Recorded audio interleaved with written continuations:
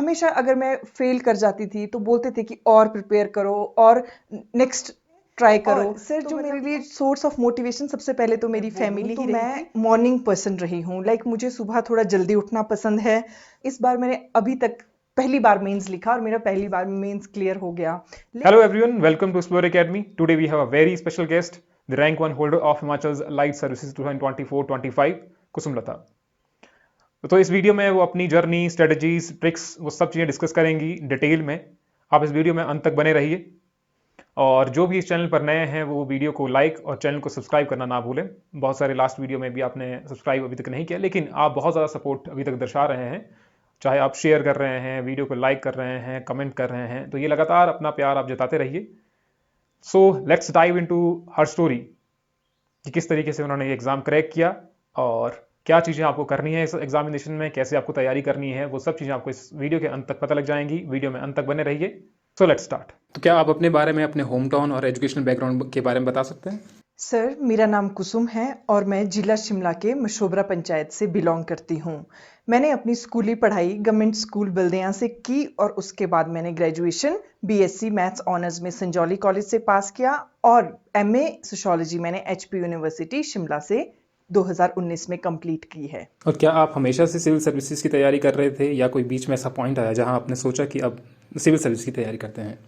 Sir, मतलब जब मैंने ग्रेजुएशन पास करा तो बैक ऑफ द माइंड मेरे मन में थॉट था कि मुझे सिविल सर्विसेज वाली साइड प्रिपेयर करना है। लेकिन आफ्टर ग्रेजुएशन मैं यूनिवर्सिटी गई, फिर मैंने एमए के साथ साथ डिफेंस वाले एग्जाम्स के लिए सबसे पहले प्रिपरेशन स्टार्ट करी और 2019 में मेरा डिफेंस के एग्जाम्स जैसे सीडीएस और एफकेट जो कमीशन ऑफिसर के लिए पेपर रहते हैं वो क्लियर हुए। और उन एग्जाम्स का ऐसा रहता है कि रिटर्न क्लियर करने के बाद एसएसबीज आती हैं 2-3 महीने बाद, फिर मेडिकल होते हैं। तो it was a very long, मतलब पूरा एक ईयर का प्रोसेस रहता था इसमें। तो फिर पहला मेरा इंटरेस्ट इन्हीं एग्जाम्स की तरफ बना। फिर जब मेरे मैंने 7 बार एग्जाम क्लियर किया, 6 बार मैंने इंटरव्यू में अपीयर हुई, 3-4 बार मैं रिकमेंड हुई, लेकिन अनफॉर्चुनेटली मैं मेरिट आउट हो गई।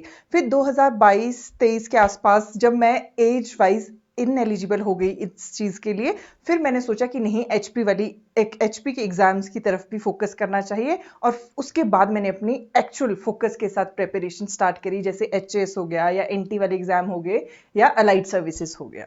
आपने अपनी जो प्रिपरेशन थी वो आपने कब शुरू की और इसमें लगभग कितना समय लग गया आपको? सर, जो प्रिपरेशन की जो स्टार्टिंग है वो 2017 अगस्त सितंबर से ही हो गई थी, जब मैं यूनिवर्सिटी गई और उसके बाद मैंने लाइब्रेरी वहाँ पर ज्वाइन करी और फिर मैंने एग्जाम्स देने शुरू किए और अब जा कर के मेरा फाइनल अलाइड में सिलेक्शन हुआ है। तो ये पूरा 6-7 साल का प्रोसेस था।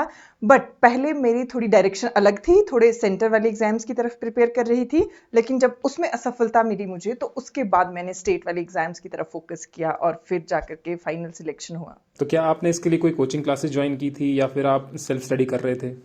सर, स्टार्टिंग में तो मैंने सेल्फ स्टडी पर ही पूरा मेरा रिलायंस था कि जब एमए कर रही थी तो उस टाइम पर मैं पूरा सेल्फ स्टडी पर रिलाय थी। उसके बाद डिफेंस वाले एग्जाम्स के लिए एसएसबीज वगैरह के लिए मैंने कोचिंग करी है चंडीगढ़ वगैरह जा करके। लेकिन जो मेरे स्टेट वाले एग्जाम्स थे उस टाइम पर मेरे को एचपीजीके का एज सच इतना नॉलेज नहीं था, ना मेरी उस पर इतनी स्ट्रॉन्ग ग्रिप थी।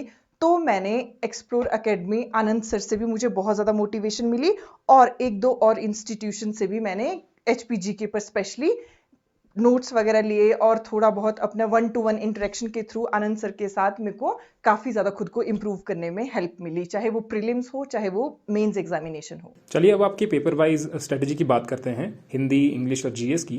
तो पहले शुरुआत करते हैं हिंदी के पेपर से। तो आपकी हिंदी के पेपर के लिए क्या अप्रोच थी? सर, हिंदी के पेपर के लिए सबसे पहले तो मैंने जो कमीशन के प्रीवियस ईयर्स क्वेश्चन पेपर रहते हैं वो सिर्फ अलाइड ही नहीं, वो चाहे आपका एनटी हो, एचएस हो या आरएफ हो, डिस्ट्रिक्ट मैनेजर वगैरह, मैंने सारे पेपर देखे, एनालाइज करा। फिर उसमें मैंने देखा कि सभी में एक जैसे टाइप्स के क्वेश्चन ही पूछ रहे हैं, बस मार्क्स का डिफरेंस रहता था। किसी में 50 मार्क्स के लिए हिंदी का पेपर होता है, किसी में 150 के लिए रहता है। तो उससे मुझे ये पता चल गया कि अच्छा ऐसे आता है, काव्यांश पद्यांश वाला पोर्शन रहता है उसमें। तो अगर मेरे जो जहाँ जहाँ से मैंने करा, कुछ एक इंस्टीट्यूट के मटेरियल था, बाकी सर कुछ एक मैंने स्टैंडर्ड ग्रामर लिए हैं हिंदी के लिए, उससे मैंने अपना व्याकरण पोर्शन कवर किया।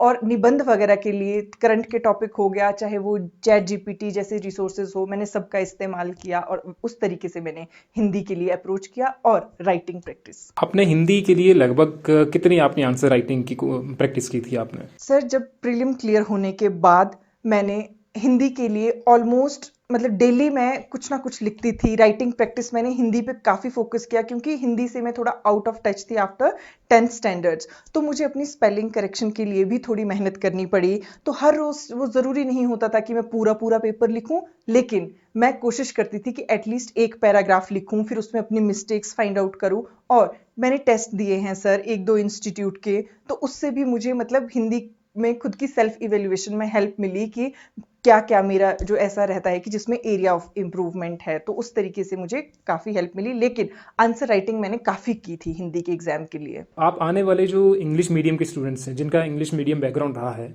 उनके लिए कुछ आप एडवाइस देना चाहेंगे? क्योंकि वो लगातार देख रहे हैं कि हिंदी का पेपर जो है वो मुश्किल होता जा रहा है।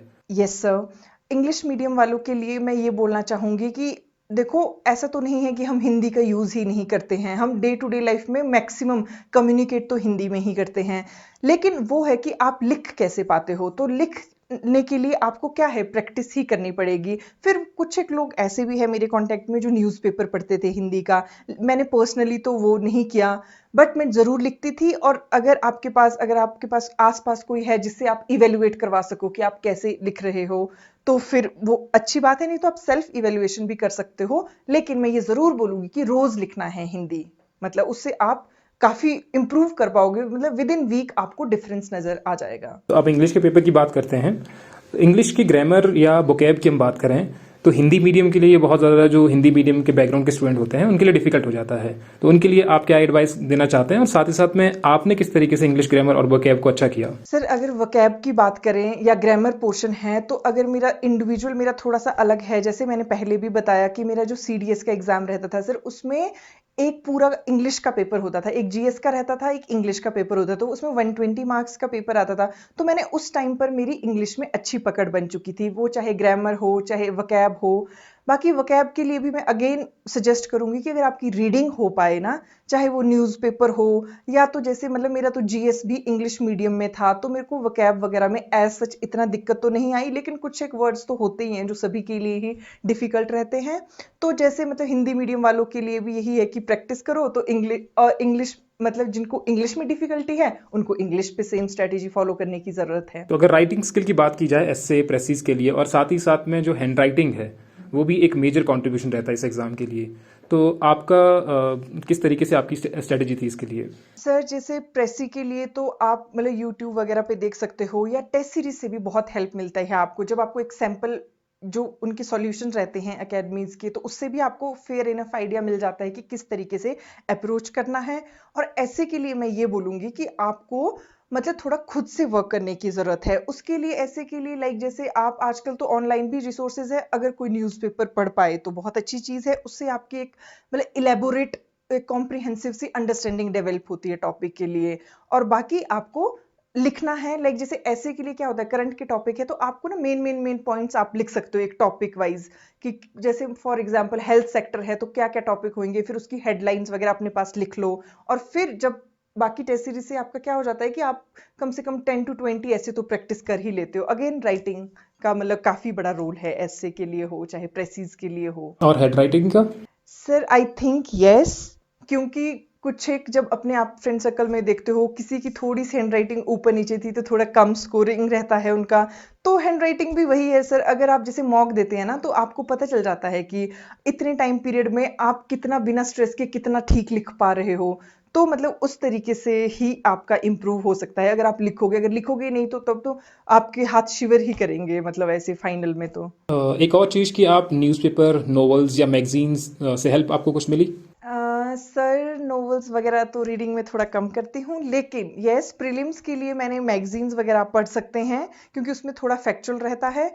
और अगर मेंस के लिए तो बहुत बेस्ट है कि आप न्यूज़पेपर पढ़ो। अगर न्यूज़पेपर किसी के पास नहीं हो उसकी एक्सेसिबिलिटी, तो आप यूट्यूब पर कोई एक चैनल पकड़ करके डेली एडिटोरियल पढ़ो, उसकी पीडीएफ डाउनलोड कर सकते हैं, उससे अपने लिए छोटे छोटे पॉइंट्स बना सकते हैं। तो उस तरीके से न्यूज़पेपर रीडिंग भी इंपॉर्टेंट है। और बाकी मैंने न्यूज़पेपर प्लस थोड़ा मैगजीन्स पढ़ती थी मैं। अब जीएस की तरफ चलते हैं। अगर जीएस की बात करें तो इस साल का जीएस का पेपर डिफ़िकल्ट था, सबके लिए डिफ़िकल्ट था क्योंकि पैटर्न हर साल देख रहे हैं आपकी चेंज होता जा रहा है। तो आपको जब पता लगा कि भैया अब तो चेंज हो गया है पैटर्न, तो आपकी क्या अप्रोच थी? सर अलाइड की जीएस में जैसे अभी तक जो पीवाईक्यू से जो एक ट्रेंड था कि 4 मार्कर और 8 मार्कर क्वेश्चन रहते थे, तो जो 4 मार्कर क्वेश्चन रहते थे उसमें थोड़ा सा आपकी जो अप्रोच होती थी वो फैक्चुअल रहती थी। लेकिन इस बार जो पेपर आया था उसमें 8 मार्कर और 12 मार्कर था, तो वो थोड़ा सा एनालिटिकल अप्रोच थी। तो इसके लिए एक चीज़ तो मैं ये बोलूँगी कि आप हमेशा मतलब अगर अलाइड के लिए प्रिपेयर कर रहे हो तो सिर्फ दिमाग में अलाइड का ही नहीं रखना है। लाइक जैसे अगर आप एचएस के लेवल का प्रिपेयर कर रहे थे तो आपके लिए ये वाला पेपर टैकल करना काफ़ी ईजी था। और जैसे और थोड़ा ऊपर से एक माइंड सेट होता है, मैं ये माइंड सेट लेकर के मेंस में गई थी जीएस के कि कुछ ना कुछ चेंज तो होगा ही। और मैंने टेस्ट सीरीज के थ्रू मतलब 8 मार्कर वाले क्वेश्चन की काफ़ी अच्छी प्रैक्टिस करी थी, जिससे मुझे इतना डिफिकल्ट नहीं हुआ कि वो 12 मार्कर तक मैं उसको एक्सटेंड कर पाऊँ। तो मतलब ये है कि आपकी एक थोड़ी कॉम्प्रिहेंसिव से अंडरस्टैंडिंग होनी चाहिए, और थोड़ा अब जैसे पैटर्न शिफ्ट हो रहा है आपको थोड़ा एनालिटिकल होने की ज़रूरत है। और वो आपकी एक जब आप एक थॉरो स्टडी करेंगे कुछ भी न्यूज़पेपर वगैरह से करंट के टॉपिक वगैरह, तो आपकी ऑटोमेटिकली डेवलप होगी वो चीज़। अगर करंट अफेयर की बात करें तो करंट अफेयर एक मेजर पोर्शन बन जाता है प्रीलिम्स और मेंस का।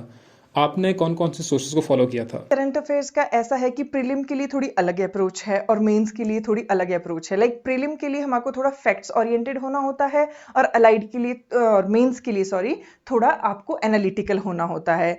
तो प्रीलिम्स के लिए तो मैगजीन्स बेस्ट है, कोई भी आप मैगजीन उठा करके देख लो। लाइक जो मतलब वन लाइनर भी रहती है या थोड़ा थोड़ा इलेबोरेट किया होता है, प्रीलिम्स के लिए वो ठीक है। लेकिन मेंस के लिए आपको थोड़ा जैसे करंट के जो कोई टॉपिक चल रहा है, कोई बिल पास हो रहा है या कोई नया एक्ट आ रहा है, कोई इंसिडेंट हो रहा है, तो फिर उसके लिए आपको एक मतलब अपनी कॉम्प्रिहेंसिव सी अंडरस्टैंडिंग बनानी है। तो आप न्यूज़पेपर के थ्रू कर सकते हैं या कोई यूट्यूब से कोई एक चैनल पकड़ करके आप डेली फॉलो करें उसको, तो ऑटोमेटिकली वो आपका हो जाएगा। क्या आप किसी तरीके के नोट्स बनाते थे, माइंड मैप या फ्लो चार्ट आप बनाते थे? सर यस, प्रीलिम के लिए तो सर मैं मैगजीन्स फॉलो करती थी, लेकिन मेंस के लिए मैंने थोड़े थोड़े मतलब हेडलाइंस में जैसे कोई एक मेजर टॉपिक है जैसे वन नेशन वन इलेक्शन हो गया, तो फिर उसके क्या प्रोज है, क्या चैलेंजेस है, क्या वे फॉरवर्ड है, ताकि फाइनल टाइम में ना वो जल्दी से रिवाइज हो जाता है, मतलब जो करंट वाला। वैसे मैंने कुछ एक सिलेक्टिव टॉपिक पे नोट्स बनाए थे। अगर हम एक लास्ट में बात करें इन तीनों पेपर्स की, रिवीजन कितना ज़रूरी होता है और आप अपना रिवीजन किस तरीके से करते थे? सर मुझे ऐसे लगता है कि जो मुझे इतना टाइम लग गया फाइनल सिलेक्शन लेने में और एग्जाम को मतलब पूरी स्टेजेस को क्लियर करने में, उसमें सबसे बड़ी चीज़ मेरी सबसे बड़ी जो मेरी कमज़ोरी थी या मेरा वीक पॉइंट था वो था कि मैं रिवीजन थोड़ा कम करती थी और मैं नया नया पढ़ती रहती थी, नया नया पढ़ती रहती थी, जो कि बिल्कुल भी नहीं करना है। आप प्रीलिम्स के लिए तो मैं ये बोलूँगी एक सब्जेक्ट छूट भी जाए इट्स ओके, मतलब थोड़ा बहुत मेमोरीज होती हैं माइंड में, लेकिन थोड़ा पढ़ो, लेकिन बार बार रिवाइज करो, बार बार रिवाइज करो, तो आपका हो जाएगा। मेंस के लिए भी वैसा ही है कि जो आपने लास्ट मोमेंट पे मेक इट श्योर कि आपका मतलब पेपर से 1-2 दिन पहले पूरा रिवाइज हो जाए वो चीज़, तो उसके लिए थोड़े बहुत छोटे छोटे नोट्स होना ज़रूरी है। अब आपके चैलेंजेस और मोटिवेशन की भी बात करते हैं थोड़ी सी। ऐसा कौन सा पार्ट था आपकी जर्नी का जो सबसे डिफ़िकल्ट आपको लगा? सर चैलेंजेस में ये था कि मैं जब ग्रेजुएशन पास किया मैंने, तो मैं डिफेंस एग्जाम्स की तरफ बहुत ज़्यादा पैशनेट थी, मुझे तो आर्मी में ऑफिसर बनना था। फिर मैं उसके लिए मतलब होल हार्टली मैंने प्रिपेयर करा है, बट ये जो एसएसबीज वगैरह रहती हैं बहुत रिस्की गेम होता है, इसमें सिलेक्शन रेशो और सिलेक्शन जो परसेंटेज है वो बहुत लो है, इवन मतलब अराउंड 4%। तो उससे क्या हुआ कि मैं उन एग्जाम्स में लाइक ट्रैप होना बोलते हैं जिसको, कि पूरा पूरा साल मेरा एक एग्जाम में निकल जाता था, रिटन हो गया, इंटरव्यूज हो गया, मेडिकल हो गया, तो मैं दूसरी एग्जाम्स की तरफ इतना ज़्यादा फोकस नहीं कर पाई, तो मेरा उससे एचपीजीके में भी थोड़ा सा मैं पीछे रह गई। फिर sir when I was 26 years old, तो मेरे सारे अटेम्प्ट्स खत्म हो गए, मतलब एज वाइज मैं इनएलिजिबल हो गई। उस टाइम पर मतलब मैंने अपनी लाइफ का सबसे लोएस्ट जो फेज रहता है वो हिट करा है। फिर मैंने अपने को जीरो से स्टार्ट किया है, फिर मैंने अपनी एचपीजीके पे कमांड करी, उसके लिए मैं आनंद सर को भी थैंक्स बोलना चाहूँगी। उन्होंने मुझे बहुत मोटिवेट किया और मुझे 1 टू 1 इंटरेक्शन के थ्रू गाइड किया। तो फिर वो एक चैलेंज था मेरी लाइफ का कि मैं मतलब वो जो मेरा एम था वो रह गया था, बट फिर मैंने इस पे वर्क किया। और सिर्फ मोटिवेशन के लिए एक तो सबसे पहले आपका जो फ्रेंड सर्कल रहता है, अगर सेम सेम एग्जाम के लिए प्रिपेयर कर रहे हो तो आप मतलब एक होता है आपके लिए मतलब फाइनेंशियल सपोर्ट, एक आपके लिए इमोशनल सपोर्ट भी बहुत ज़रूरी है इस जर्नी में, को जो समझ पाए। तो मेरी फैमिली का भी सर बहुत बहुत बहुत बड़ा रोल है। मेरे चाहे मम्मी पापा हो, चाहे I come from a very large family, मेरी बहनें हैं, भाई है, तो वो लोग भी मुझे बहुत मोटिवेट करते थे, बोलते थे कि अगर इस अटेम्प्ट में नहीं हो रहा तो कोई बात नहीं, अगले के लिए प्रिपेयर करो। तो मेरे लिए मेरी दोस्त हो गए, मेरे फैमिली हो गए और इवन टीचर्स हो गए, सब मोटिवेशन का सोर्स रहे हैं सर। तो क्या आपने इससे पहले भी कोई प्रीलिम्स दिया था या फिर आपका ये पहला मेंस था? तो अगर आपका पहले प्रीलिम नहीं हुआ तो क्या डिफिकल्टी आपको आ रही थी? सर प्रीलिम्स तो मैंने दिए हैं पहले, मतलब अलाइड का तो मेरा ये वाला था, इससे पहले वाला भी दिया था मैंने, बट उस टाइम पे मेरी कोई प्रिपरेशन नहीं थी तो मेरा वो क्लियर नहीं हुआ था। मतलब 8-10 मार्क्स से रह गई थी उस टाइम पर, मेरी एचपीजीके में कमांड ही नहीं थी। फिर लेकिन एचएस के मेरे लास्ट के अभी 2-3 अटेम्प्ट, मैं 2 अटेम्प्ट दिए हैं जो सीरियस वाले अटेम्प्ट्स हैं, उसमें मेरा नहीं हुआ है, थोड़े थोड़े क्वेश्चन से मैं रह रही हूँ प्रीलिम्स में। लेकिन जो मेरा मेंस था अलाइड का, ये मेरा इस बार मैंने अभी तक पहली बार मेंस लिखा और मेरा पहली बार मेंस क्लियर हो गया। लेकिन जो प्रीलिम में मुझे लगता है कि जो मेरा एरिया ऑफ इम्प्रूवमेंट है वो वही है कि मैं रिवीजन पे फोकस थोड़ा कम करती हूँ, एक एक बार चीज़ें पढ़ लेती हूँ फिर आगे आगे आगे। लेकिन मैंने इस बार थोड़ा सा अपना स्ट्रेटेजी चेंज किया था और थोड़ा मतलब रिवीजन पे फोकस किया था, तो उससे मुझे प्रीलिम क्लियर करने में हेल्प मिली। अगर इस जर्नी की बात करें तो कई बार डिमोटिवेशन आ जाती है, स्ट्रेस होता है, पढ़ाई में मन नहीं लगता है, तो उस समय आप क्या क्या करते थे? सर मेरा ऐसा रहता था कि मैं जाती तो प्रिपरेशन के लिए लाइब्रेरी थी, लेकिन मेरा ऐसा नहीं होता था कि बहुत ज़्यादा रिग्रेस शेड्यूल रहता था। मेरे साथ कुछ एक मेरे फ्रेंड्स होते थे जो प्रिपेयर कर रहे होते थे, तो ऐसा होता था कि हम जब लाइब्रेरी में बैठे हैं तो पढ़ाई कर रहे हैं, लेकिन जब हम ब्रेक टाइम पे बाहर निकलते थे तो हम नॉर्मल लाइफ को लेकर के बातें करते थे, हंसी मजाक करते थे। और सर कभी कभी कुछ भी ऐसे हो, कहीं घूमने चले जाओ या कभी बहुत ही ज़्यादा डिमोटिवेट फील हो रहा हो या रिजल्ट फेवर में ना रहा हो, तो हफ्ते 10 दिन की ब्रेक लेकर के मैं घर निकल जाती थी, थोड़ा टाइम घर वालों के साथ स्पेंड करती थी और फिर से प्रिपरेशन जर्नी में वापस आ जाती थी। बट आपको अपना गोल तो सामने रखना ही पड़ता है, और इतना मतलब ज़्यादा लंबी लंबी ब्रेक्स भी नहीं लेनी है। थोड़ा पढ़ो दिन का, पर ज़रूर पढ़ो, मतलब कंसिस्टेंसी ज़रूरी है।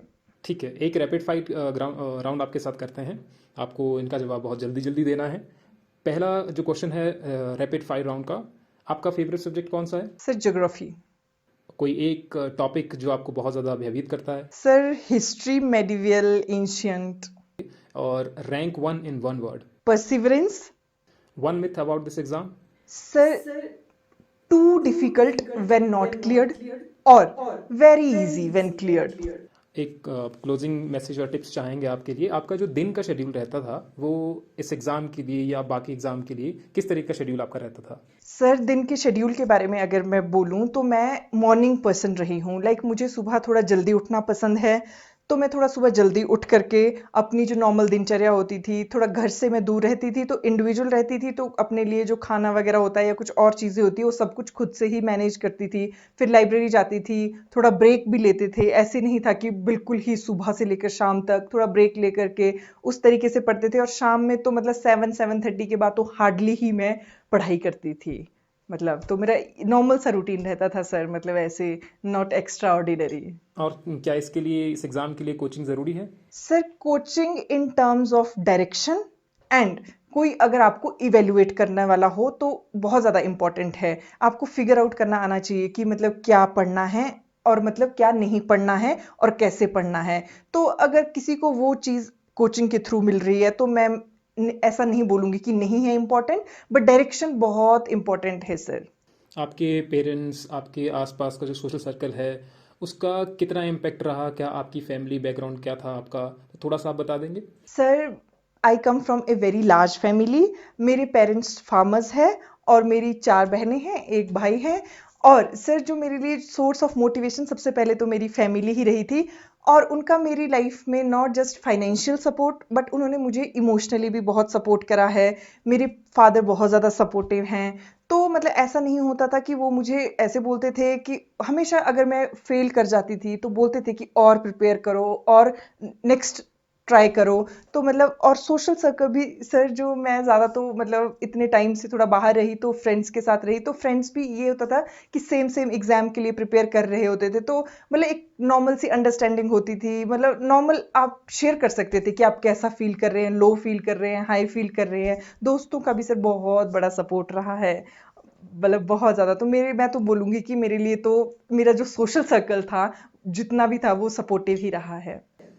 आपका बहुत बहुत धन्यवाद। इस इंटरव्यू से बहुत सारे लोगों को इंस्पिरेशन मिली होगी। एक लास्ट एडवाइस जो स्टूडेंट को आप देना चाहेंगे जो इन कॉम्पिटिटिव एग्जाम के लिए प्रिपरेशन कर रहे हैं।